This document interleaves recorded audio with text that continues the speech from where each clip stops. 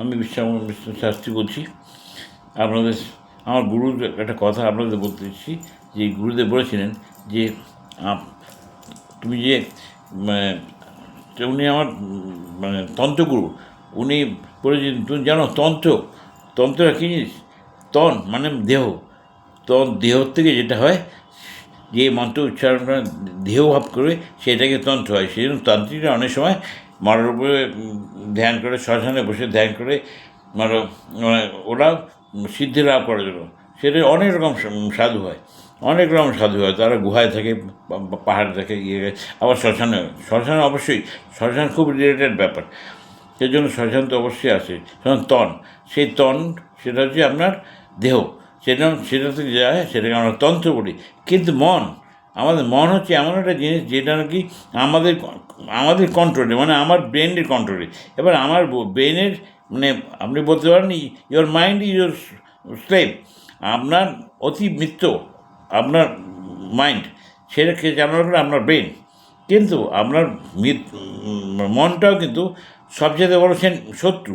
কারণ যে আপনার মনকে আপনি যদি ভাবান, চারিদিকে করেন, তাহলে he is a very good friend. সে খুব ভালো বন্ধু। At the same time, if you think negative, that means your mind is going to give you negative result. মানে আপনার মন আপনাকে নেগেটিভ রেজাল্ট দেবে। সেই জন্য মনকেও বলা হয় একটা অতি মিত্র, আবার অতি শত্রু। সুতরাং আপনি মনটাকে কন্ট্রোল করে, মন থেকে মন্ত্র এসছে, মন্ত্র দিয়ে অনেক সময় মানুষকে করা যায়। সেই জন্য আজকে যে গ্রহের অবস্থা আছে, সেই জন্য বলছি যে সেই গ্রহের অবস্থায় আপনাদের প্রত্যেকটা গ্রহ কিছু না কিছু আপনাদের সমস্যার কারণে, কিছু না কিছু আপনার উপায়ের কারণে। যখন ভগবান জন্ম দিচ্ছেন, আহারের ব্যবস্থা উনি করেছেন। তেমন যেমন কিছু গ্রহ আছে আপনাদের সমস্যা দেওয়ার জন্য, সেই গ্রহটা কর্ম, যখন আগুনের কাজ, আগুন সবসময় হাত পোড়াবে যদি হাত দেন, গরম দেওয়া। আবার বরফের কারণ হচ্ছে ঠান্ডা। প্রত্যেকটা তত্ত্ব একটা নিজস্ব স্বভাব আছে, নিজস্ব গুণ আছে। তো আপনার সেই তত্ত্বের সঙ্গে অ্যাডজাস্ট করে চলতে হবে। যদি অ্যাডজাস্ট আপনাকে করাবেই। আপনার ঈশ্বর এমনভাবে সৃষ্টি করেছেন, আপনি যেখানে আছেন সেভাবে সৃষ্টি হবেন, সেভাবে আপনি অ্যাডজাস্ট হয়ে যাবেন। কিন্তু এখানে কথা হচ্ছে, গ্রহগুলো কিন্তু তাদের মতো, তাদের যেটা তত্ত্ব তারা কিন্তু দেখাবেই। যেমন সূর্য যখন ধরুন এখন সূর্য এখানে সিংহ রাশিতে আছে, নিজের ঘরে আছে।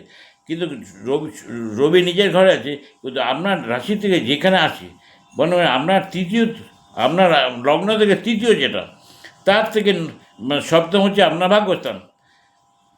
যে কোনো রাশি হন, যে কোনো লগ্ন হন, আপনার লগ্ন যদি বিচার করেন, তাহলে লগ্নের থেকে তৃতীয় যে বসে আছে,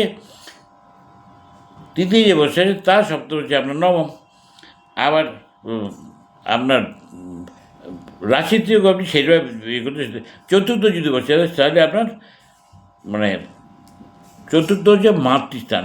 তো চতুর্থ যেই গ্রহ বসে আছে আপনার, তার থেকে আপনি যদি আপনার করেন সোজা, আপনার তার চতুর্থ 6 ঘর আগে যান, ঠিক আছে, 6 ঘর আগে যান, তাহলে দেখবেন আপনার কর্মস্থান চলে যাবে। কর্মস্থান আপনি কী কর্ম করছেন না করছেন সমস্ত কিছু, সেই জন্য কর্মস্থানের উপরই হয়। কারণ এখন আজকের দিনে বলছি, আজকের জন্য মেষ রাশির মালিক হচ্ছে মঙ্গল। মেষের মালিক হচ্ছে মঙ্গল। সে বসে আছে কোথায়? আপনার রাশির মালিক মঙ্গল, সে বসে আছে, তার দুটো ঘর। সুতরাং মেষের আর তার আবার অষ্টমের মালিক বৃশ্চিক, মেষের মালিক মঙ্গলের মালিক। মেষ আর বৃশ্চিক দুটোই। কিন্তু মঙ্গল যে সূর্যের মতো, যেমন মেষ রাশিতে সূর্য খুব উচ্চ হয়, মেষ রাশিতে, আর মঙ্গলও কিন্তু সূর্যের অনুগামী।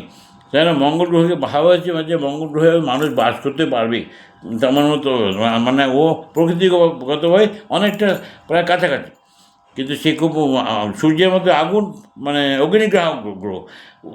সেই জন্য মঙ্গল আপনার যদি লগ্ন মেষ হয়, তাহলে আপনার অষ্টম হয়ে যাবে বৃশ্চিক। সেরকম দেখবেন মঙ্গল কিন্তু যদি ওখানে মঙ্গলের দৃষ্টি হয়, ধরুন আপনার চতুর্থ সপ্তম অষ্টম, মানে আপনার চতুর্থ মানে মাতৃভাবকে দেখবে, সপ্তম ভাবকে প্রথম ভাবকে দেখবে, আপনার পাঁচটা ভাবকে দেখবে, অষ্টম ভাবকে যেমন মৃত্যু ভাবকে দেখবে, মনে রাখবেন। কিন্তু আপনাকে সেইভাবে চলতে হবে সেরকম মানে সেই জিনিস আপনার রবি যদি হয়, রবি জেনেই মানে রবি যেখানে মানে রবির সিংহ রাশির ঘর, নিজের ঘর, কিন্তু রবি মেষ রাশিতে তুঙ্গ অবস্থা হয় আর তুলা রাশিতে নিচস্থ হয়। তো তুলা রাশি নিচে অটোমেটিক কী হয়েছে, মানে যখনই তুলা রাশিতে রবি আসবে তখন আস্তে আস্তে ঠান্ডা পড়ে যাবে, রোদটা তখন আপনার কাছে মনে হবে না রোদটা গায়ে লাগলে আমার আরাম লাগছে। কিন্তু যখন আপনি আবার মানে যখন বৈশাখের পরে আপনি ইয়ে করবেন, বৈশাখ মাসে রোদটা লাগবেন তখন না গা পড়ে যাবে। রবির সূর্যের এটা ইয়ে যে সূর্য এখন বসে আছে ইয়েতে সিংহ রাশি, নিজের ঘরে বসে আছে। আপনার মনে রাখবেন নিজের ঘরে সূর্য কিন্তু সবাইকে দেখে, কিন্তু সূর্যর মঙ্গল যেমন আমাদের রক্তের কারক, তখন সূর্য আমাদের আমাদের হার্টের কারক। সূর্য আমাদের হার্টের কারক, কারণ সূর্য মানে যখন হয় মানে তুঙ্গস্থলে খুব ভালো হয়, আপনাকে জীবনের মানে সাপোর্টের সীমায় চলে যাবে মেষ রাশিতে যদি রবি থাকে।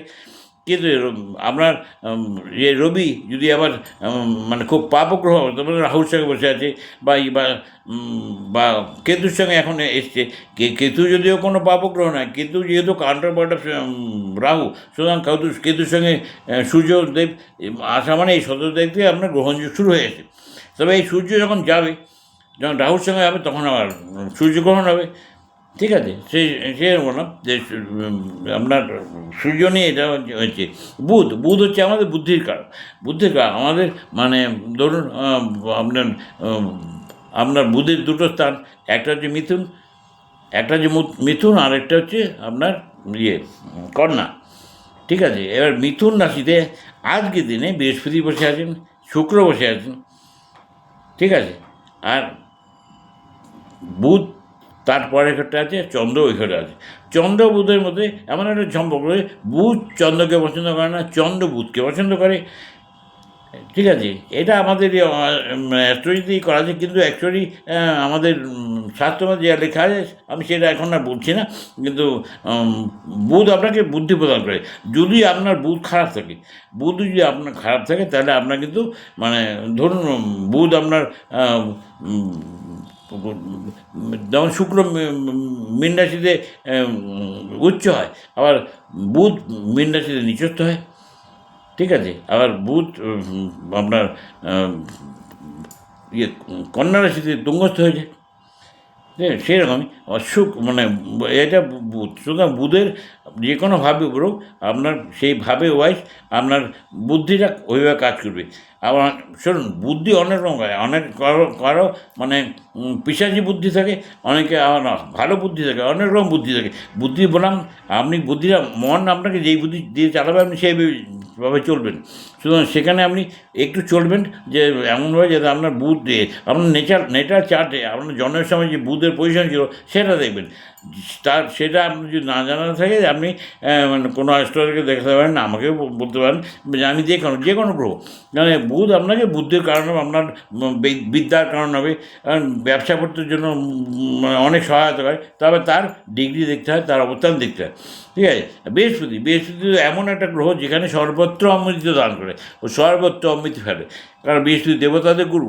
সে বসে আছে মিথুন রাশিতে।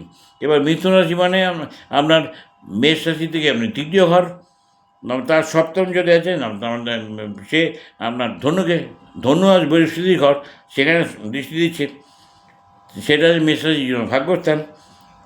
ঠিক আছে, সেরকম বৃহস্পতি ওখান থেকে পঞ্চম সপ্তম নবমে দেখুন এতদিন বৃহস্পতি বসেছিল রাহুর নক্ষত্রে। রাহুর নক্ষত্রে তার ইমেজ ধরুন একটা ভালো সাধুকে একটা যদি মানে চারিদিকে মাছ মাংস পশু পাখি মানে কাটাকাটি হচ্ছে, সেখানে সাধুকে বসিয়ে দেন, সে সাধু ওখানেই পাগল হয়ে যাবে, কারণ তার মানে তার নেচারের বাইরে ওটা, ইট বি ব্যাড। সেক্ষেত্রে আপনাকে একটু করতে হবে যে আপনার রাহুর সঙ্গে যাতে না হয়। রাহুর সঙ্গে যদি আপনার বৃহস্পতি থাকে, তাহলে কী হচ্ছে মানে আপনার একটা দোষ সৃষ্টি হয়, সেটা হচ্ছে আপনার দোষ, মানে কী বলে গুরুচন্দ্রার যোগ। সেটা গুরুচণ্ডার যোগ হয়। এইটা মনে রাখবেন যে বৃহস্পতির সঙ্গে এতদিন বৃহস্পতি রাহুর নক্ষত্রে বসছিল, আদ্রা নক্ষত্রে। সেই আদ্রা নক্ষত্রে দেখা যায় বৃহস্পতি অস্বস্তি ফিল করেছিল, বৃহস্পতি ভালো রেজাল্ট করতে পারেনি। কিন্তু এখন বৃহস্পতি পুরোপুরি বেরিয়ে গেছেন, রাহুর নক্ষত্র দিয়ে বেরিয়ে গেছে, এখন পুনর্বসু নক্ষত্রে এসছেন। পুনর্বসু নক্ষত্র মধ্যে হচ্ছে তার পুনর্বসু নক্ষত্র হচ্ছে মানে আপনার মাতা অতিথি নক্ষত্র, দেবতাদের মাতা। সেখানে বৃহস্পতি ওখানে অ্যাকচুয়ালি বলতে গেলে বৃহস্পতি অত্যাচারী হয়েছে। আবার মাঝে মাঝে বলতে মানে কয়েক বছর পরে আপনি দেখা যায় বৃহস্পতি কখনো অত্যাচারী হয়, বকৃত হয়, আবার ইয়ে হয় আপনার অত্যাচারী হয়। সেই জন্য বললাম বৃহস্পতির কখনো অত্যাচারী হওয়া মানে আমরা অ্যাকচুয়ালি কোনো গ্রহে ছুটে যায় না। আমাদের এখান থেকে আমাদের অ্যাঙ্গেলের দৃষ্টি করে মনে হচ্ছে এই গ্রহটা অনেক ফাস্ট যাচ্ছে, কিন্তু অ্যাকচুয়ালি ওর ওর যে মানে যাওয়ার ক্ষমতা আমাদের মনে হচ্ছে খুব তাড়াতাড়ি চলে যাচ্ছে মনে হচ্ছে, ঠিক আছে। কিন্তু যে যাচ্ছে সেটা ইয়ে অতিচারী মানে আসলে যে 30 ডিগ্রি পার করার কথা সেই 30 ডিগ্রিও পার করে ফেলছে। ধরুন মানে যেখানে 1 বছরে যাওয়ার কথা সেটা 6 মাসে পার করে দিচ্ছে। স্বাভাবিক, আপনি যদি একটা রাস্তা আপনার যদি যতটুকু যাওয়ার সময় লাগা উচিত তার অর্ধেক সময় আমি যদি পৌঁছে যান, তার মানে কি বলবে কি রকেটে করে চলিনি? হ্যাঁ, মানে গাড়ি নিয়ে মানে জোরে এসছেন, হেঁটে আসেননি, মানে বা যেমন মানে খুব স্পিডি যন্ত্র ইয়েতে যন্ত্রে করে আপনি চলে এলেন বা খুব হাওয়ার গতিতে এলেন। সেই জন্য মানে বৃহস্পতিকে বলা হচ্ছে যে বৃহস্পতি যেখানে আছে অত্যাচারী আছে, আর এখানে বসে আছে যেন আপনার বললাম যে মানে মিথুন রাশিতে বসে আছে, মিথুন বুধের ঘর। বুধের সঙ্গে মানে বৃহস্পতির মানে সম্পর্কটা হচ্ছে খারাপ, খারাপ নয় তাহলে, কারণ বুধের কোনো শত্রু নেই। আর বৃহস্পতিকে সম্মান করেই চলে, স্বাভাবিক, কারণ বৃহস্পতি কারোর সঙ্গে ই করে না। এবার রাহুকে তো বুধের জন্য মিত্র, কারণ বুধ হচ্ছে মানে আমাকে বলবো বলা হয় এই যেমন প্লুটোকে বাধ্য হয়েছে তেমনই বুধকে বলা হচ্ছে নপুংস গ্রহ।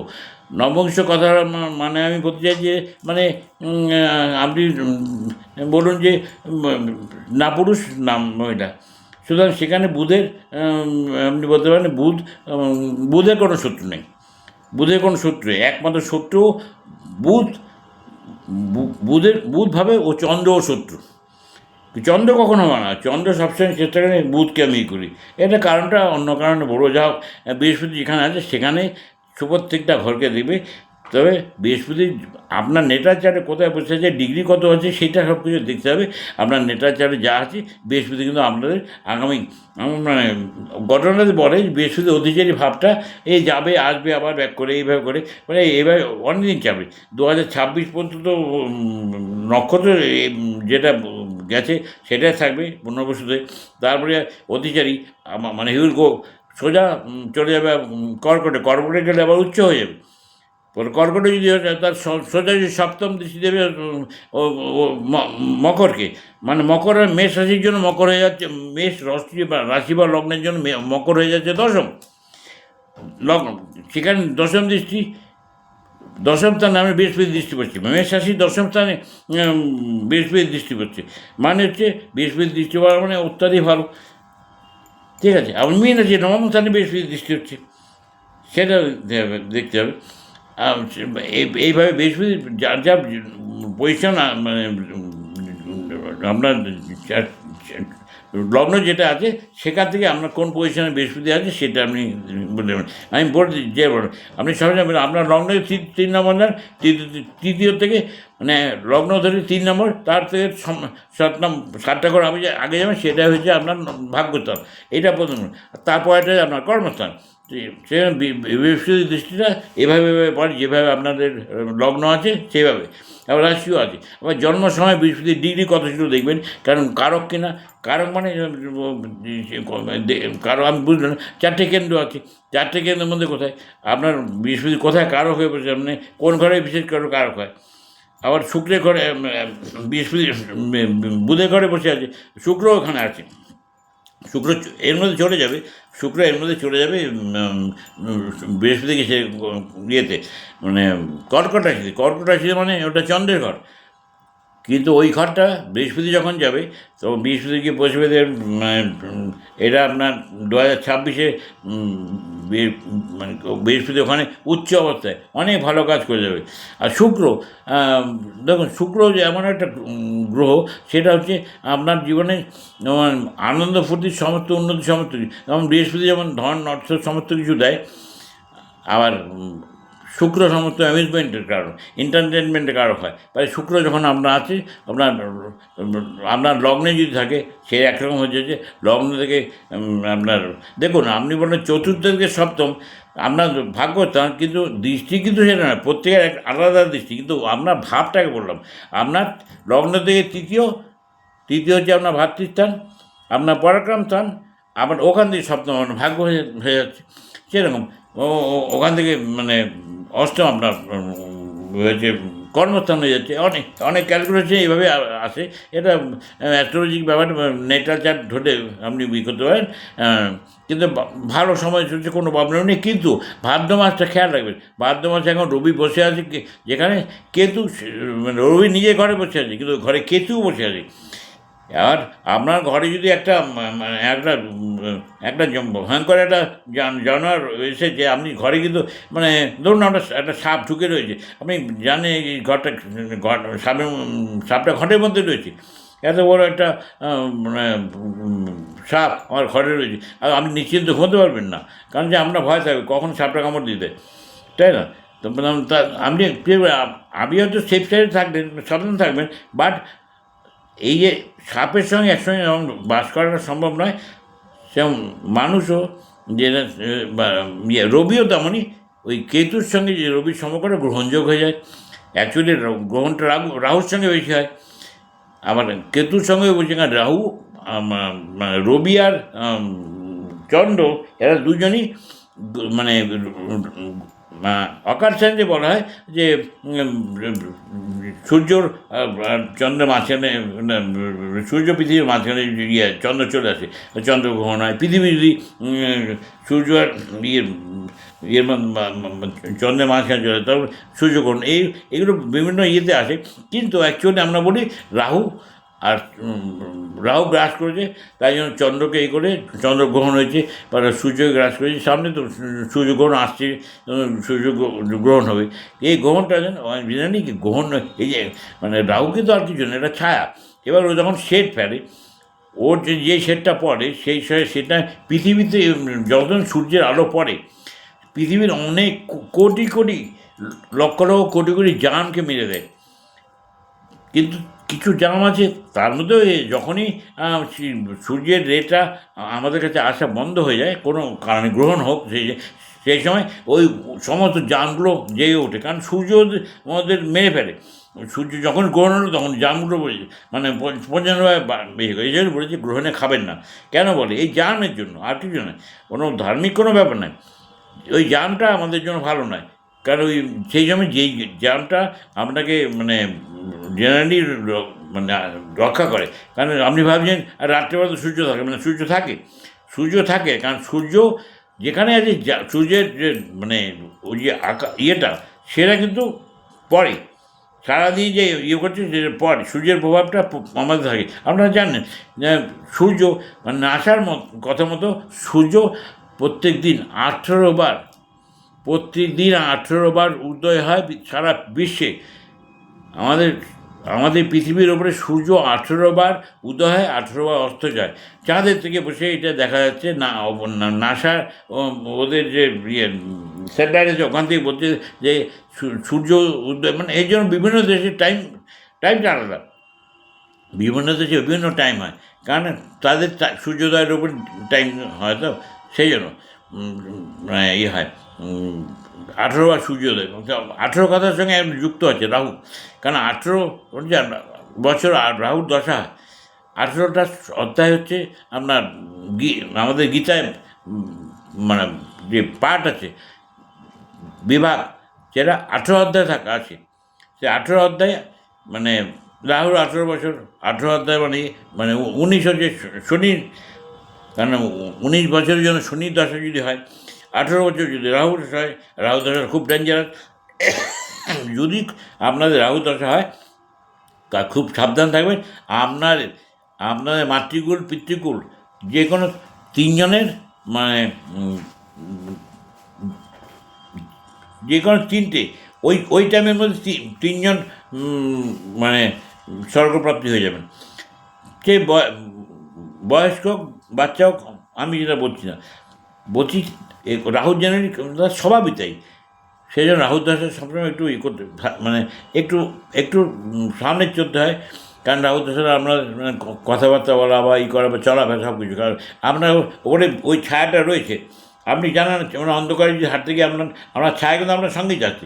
আপনি অন্ধকারে হাঁটছেন, কিন্তু আপনি ওটা হোঁচট খেয়ে পড়ে গেলেন, হোঁচট খেয়ে পড়ে গেলেন, তো আপনার মাথায় চোট লাগতে হবে, এমন একটা চোট লাগবে আপনি অজ্ঞান হয়ে গেলেন। এরকম আপনি রাহু সবসময় ওই রাহুর দশায় থাকলে রাহু ওকে আপনাকে করে। এবার রাহুর সঙ্গে অন্তর্দশায় কে আছে, প্রত্যন্ত দশায় কে আছে, সূক্ষ্ম দশায় কে আছে, সেটা দেখতে হবে যে আপনার এইভাবে। কিন্তু মৃত্যু, দেখুন আমি একটা জিনিস মনে যে মৃত্যু ক্যালকুলেশন করাটা যেটা মনে হয়, কিন্তু আমার মনে হয় ঈশ্বর আমাদের সবাইকে একটা নির্দিষ্ট আয়ু দিয়ে পাঠিয়েছেন। কিন্তু আমরা যেই আয়ুটা পেয়েছি সেটা আমাদের যেই সময় হবে আমার মনে হয় সেই সময় চলে যেতে হবে। সে রাহু হোক কেতু হোক।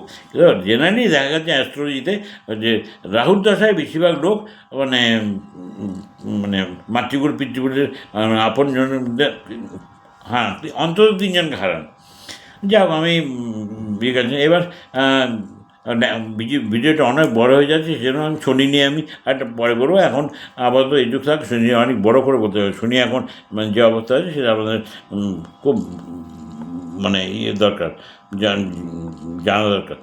হ্যাঁ, আমি এটা কালকে বলবো বা ইয়েতে